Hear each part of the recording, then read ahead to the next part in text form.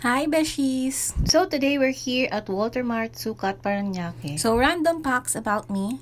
Lumaki at nagkamuwang ako dito sa Sukat, Parañaque. Nag-aral ako sa Parañaque Elementary School Central from grade 1 to grade 3, year 1990 to 1993. And then, nung 9 years old ako, lumipat na kami sa Muntinlupa City. Pero meron pa rin akong tita, tito at mga pinsan na nakatira dito sa Sukat, Parañaque. So, today nandito kami sa Sukat, Tuesday, June 11, dahil libing ngayon ng lola ko na si Lola Peli. Si Lola Peli ay kapatid ni Lola Chaling na mother ng aking Lola Presi. So pagkagaling nga namin sa Manila Memorial, dumaan kami dito sa Walter Mart para mag-ikot-ikot. Pagkatapos ay pupunta kami sa bahay ng aking tita LB. Malapit na lang ito sa kanila. Sobrang init kasi pawis na pawis ako. Gusto ko sana maghanap ng oversized shirt na pwede ko ipalit dito sa suot ko. Kaya nag-ikot-ikot kami dito sa may Walter Mart. Kaso wala akong nagustuhan na t-shirt. Puro blouse yung nakita ko and ang gusto ko ay t-shirt na malaki. So nag-ikot-ikot na rin kami dito sa may Mr. DIY. Ang gaganda ng mga bags na nakita namin dito. And yung mga tote bag. Ayan. Meron ako nagustuhan dyan. Yung pineapple design. You know, may mahilig ako sa pineapple. Ayan. Mura lang siya pero di ko binili. Marami akong tote bag and I don't think kailangan ko ng bag. Hindi naman porket may pambili ka, kailangan gumastos ka ng gumastos. Walang talaga akong gastador pero iniisip ko rin naman yung mga ginagastos ko. Ay, charot. So yun na lang muna for now. Bye!